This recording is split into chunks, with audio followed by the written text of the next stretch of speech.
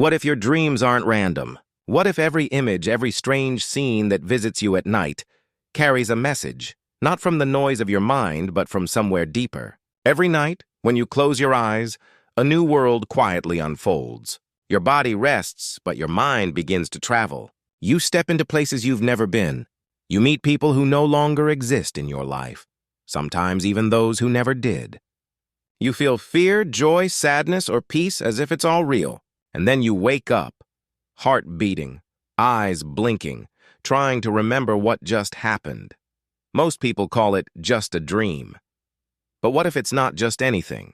Science says dreams are the language of the sleeping mind, a mix of memories, emotions, and imagination.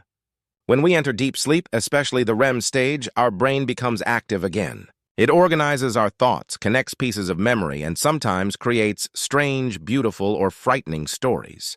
But even with all their studies, scientists still can't explain why dreams can feel so real, or why they sometimes come true. Islam gives a deeper answer. The Quran tells us that sleep is not only rest for the body, it's a time when the soul is taken and then returned.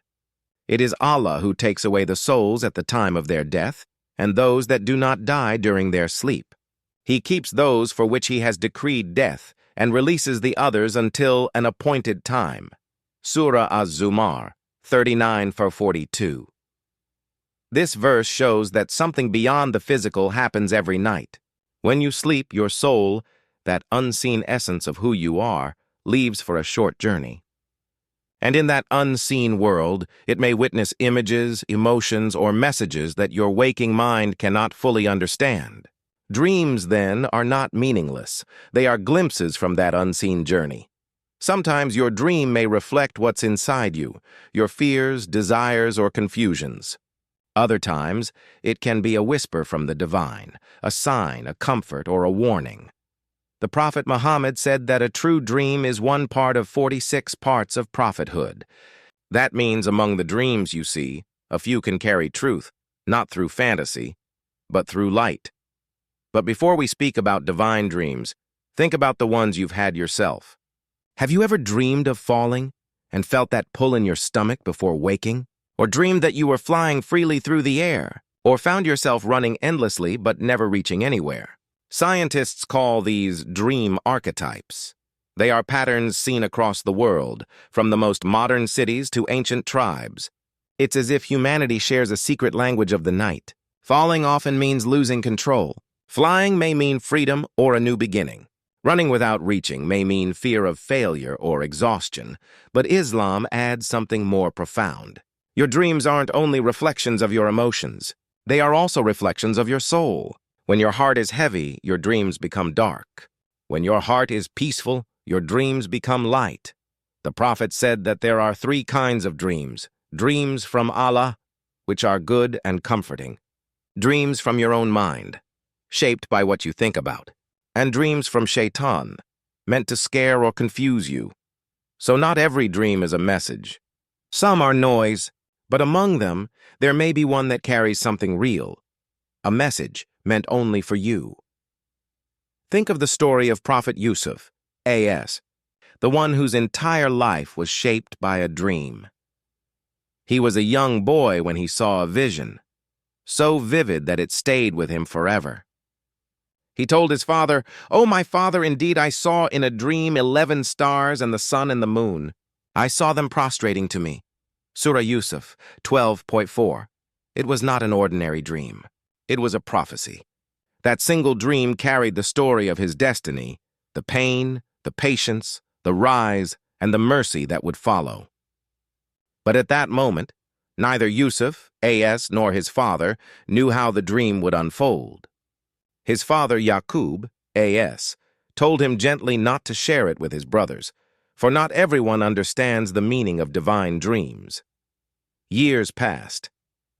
Yusuf was betrayed, sold, imprisoned, forgotten, and then, by Allah's plan, remembered.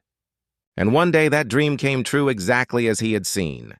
The people who had once turned against him stood before him in awe, bowing in respect, not to him as a man, but to the divine will that raised him. Dreams in the Quran aren't rare moments. They're turning points. They're reminders that Allah can send guidance even through the quiet of sleep. Yusuf's dream was one of destiny.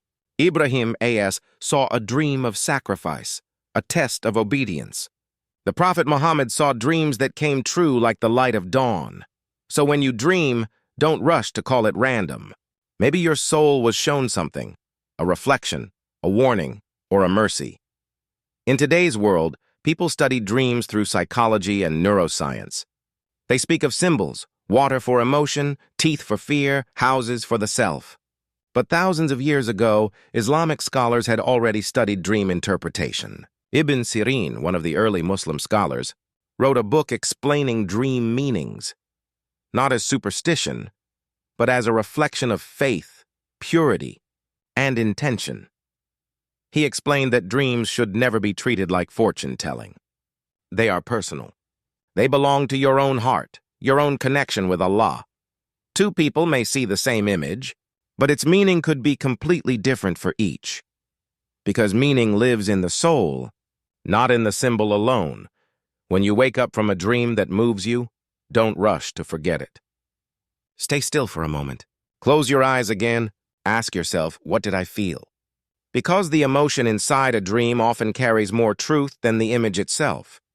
The Prophet taught, when you see a good dream, thank Allah and share it only with someone you trust. But if you see a disturbing dream, seek protection. Don't tell anyone and turn away from it. Nightmares lose their power when you refuse to give them attention, and that's the beauty of Islamic balance. It doesn't deny the scientific explanation of dreams. It completes it. Science explains how dreams happen, how the brain lights up during REM, how memory mixes with emotion, how symbols are formed. But Islam explains why they happen, to remind you that your soul is alive even when your body rests. When you're awake, your mind is busy with the noise of the world. But when you sleep, the noise fades, and in that silence, your soul may see something your eyes can't. Sometimes it's a reflection of your pain. Sometimes it's a soft message from Allah, telling you that He still sees you, that He still cares. There's a peaceful balance between the scientific and the spiritual here. One doesn't cancel the other. Together, they show that human beings are more than flesh and neurons. You are not just a brain that dreams. You are a soul that remembers. The Quran calls the soul ruh, something beyond our understanding. It says, and they ask you concerning the soul. Say, the soul is of the affair of my Lord, and you have been given of knowledge only a little. Surah Al-Isra, 1785. Even the most brilliant scientists admit they can't explain consciousness, that spark of awareness, that inner life that dreams even when the body sleeps. Islam already told us that the ruh belongs to Allah. That's why dreams sometimes feel like moments from another world, because they are. When a person begins to understand this, sleep no longer feels ordinary. It becomes sacred, a time of rest, healing, and sometimes revelation. Dreams can carry reminders when you're lost. They can show you what your tongue won't say, what your heart hides. They can guide you back to peace when your waking life feels confused. But remember, Islam teaches humility. Not every dream is from Allah. Not every vision is truth. Sometimes your own mind plays scenes of your hopes or fears. And that's okay. Even that can be a form of self-knowledge. You can learn from your dreams, not by predicting the future, but by understanding yourself. If you keep a small notebook near your bed and write down what you remember each morning, you'll start to notice patterns. Maybe you dream often of water, and you realize it appears when you feel emotionally heavy. Maybe you dream of being lost, and it mirrors your confusion in life. Maybe you dream of light, and it appears whenever your heart is at peace. The more you observe your dreams, the more you learn the language of your soul, because the same Allah who created your body also designed your inner world, your mind, your heart, your soul. Everything is connected.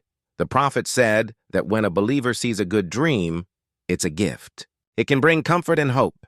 But true faith is not in chasing dreams. It's in trusting Allah, whether awake or asleep. Every night when you sleep, your soul visits a realm beyond your control. You don't choose your dreams, they're chosen for you. You don't direct the scenes, they're shown to you. And yet, each one carries meaning, even if you never understand it fully. When you wake up, your first breath in the morning is proof that your soul was returned to you, that Allah gave you another chance to live, to change, to seek Him. It is He who takes your souls by night and knows what you have done by day. Then He brings you back to life each morning so that an appointed term may be fulfilled. Surah Al-An'am. 60s asleep in Islam is not escape. It's a small rehearsal of death and a small promise of resurrection. When you start to see it that way, even your dreams become a place of remembrance. They remind you that your life has meaning, and your soul has a home beyond this world.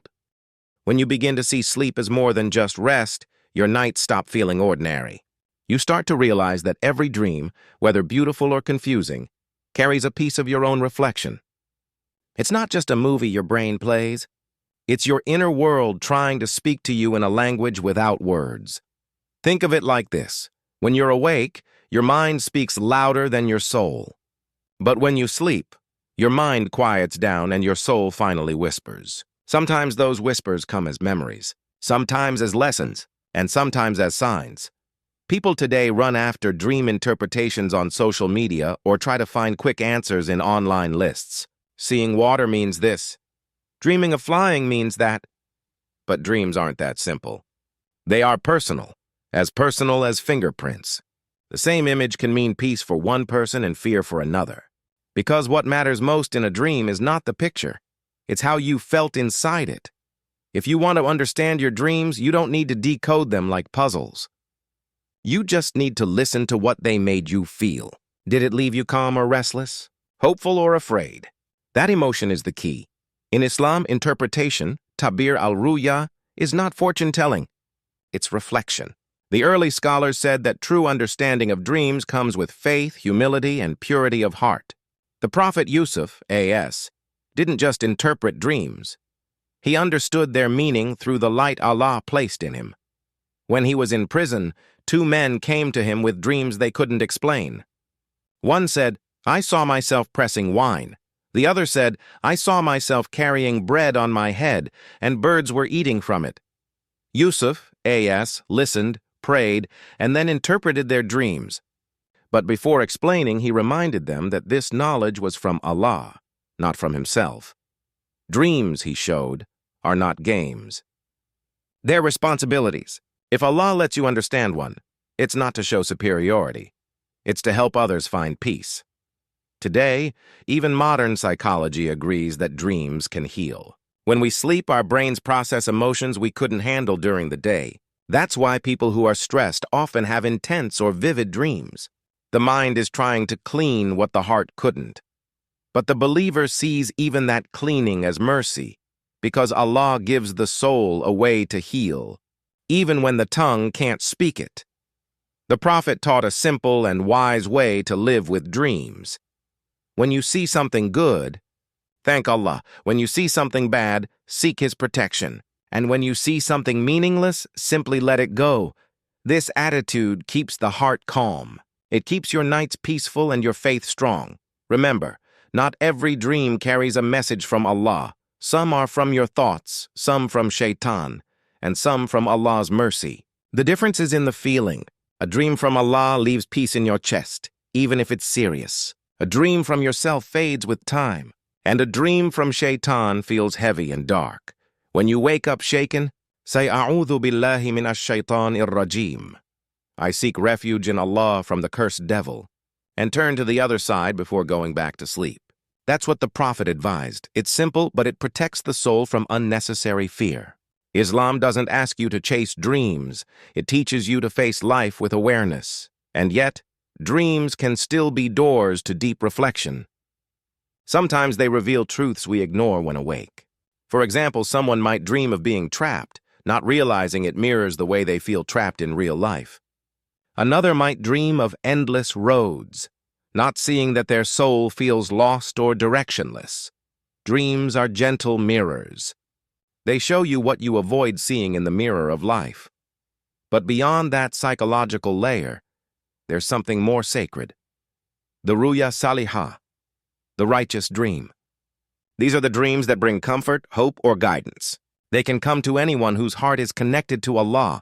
You don't need to be a scholar or saint. You just need sincerity. The Prophet said that at the end of time, true dreams will be one of the few remaining signs of prophethood. Why? Because revelation has ended. But Allah's mercy hasn't.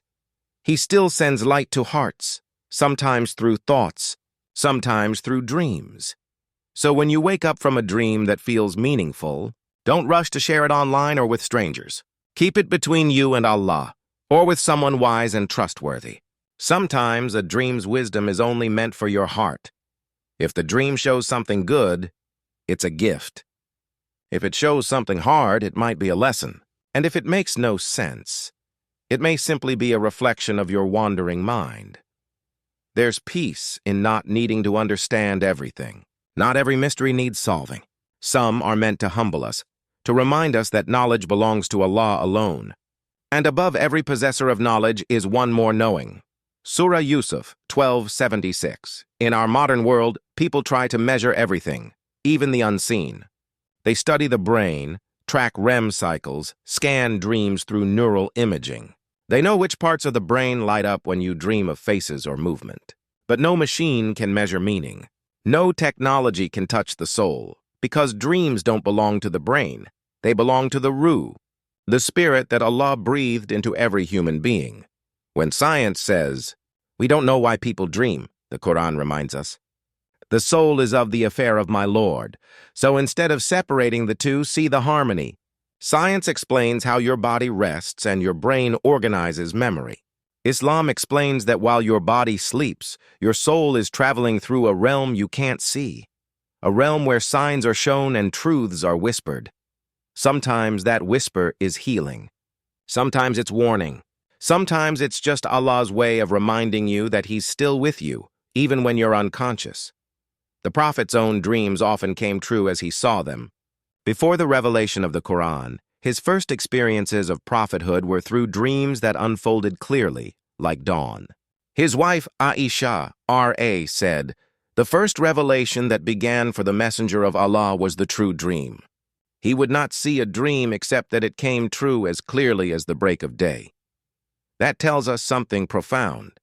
The unseen world doesn't sleep when we do. Even when our eyes close, Allah continues His care, His guidance, His mercy. Every morning when you open your eyes, it's not just another day. It's a return, a small resurrection. The Quran reminds us, "He it is who makes you sleep by night and knows what you do by day. Then He raises you up again each morning so that an appointed time may be fulfilled." Surah Al-An'am 6:60.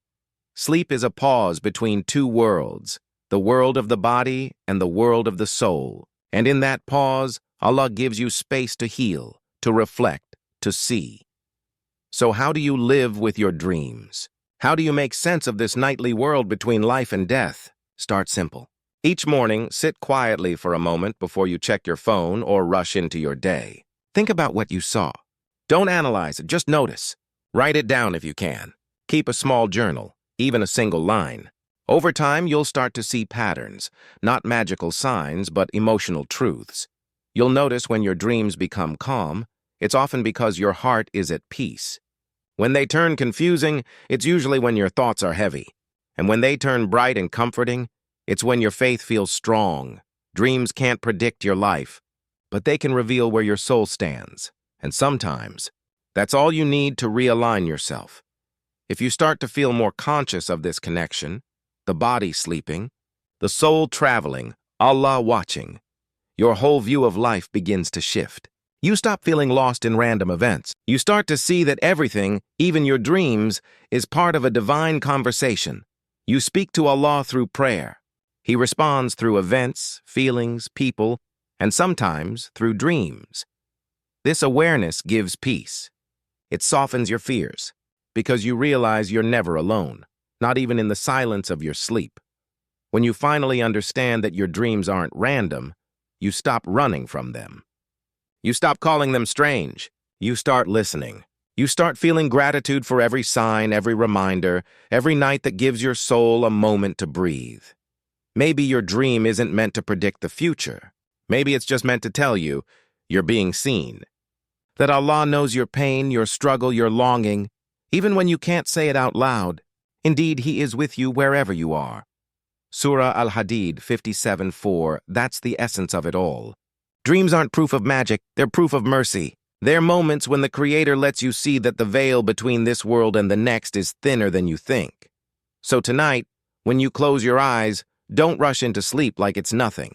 Let it be an act of surrender. Say, Bismika Allahumma amutu wa ahya. In your name. O Allah, I die and I live. And when you wake up, say, Alhamdulillah Allathi ahyana ba'dama amatana wa ilayhin nushur. All praise is for Allah who gave us life after causing us to die, and to Him is the return. These words aren't just rituals.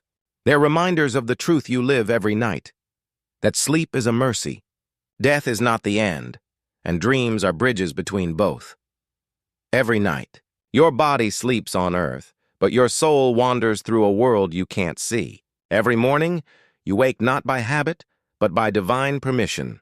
That's why Islam treats sleep as sacred. It's a daily gift of rest and renewal, a moment of trust when you let go of control and give your soul back to the one who created it. So next time a dream stays in your heart, don't dismiss it. Reflect on it. Pray about it. Ask Allah for clarity, not curiosity. And know that even if you never understand it fully, it wasn't wasted, because nothing that touches your soul ever is. The truth is, your dreams are not random. They are small echoes of eternity. Soft reminders that your soul belongs to another world.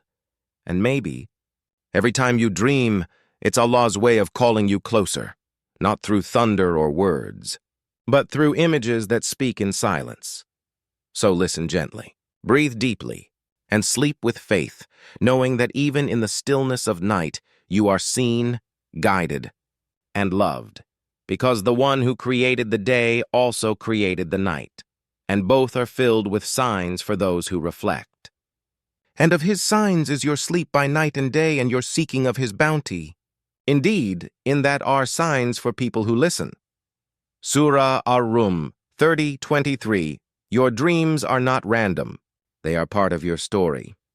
Written by the same hand that writes the dawn,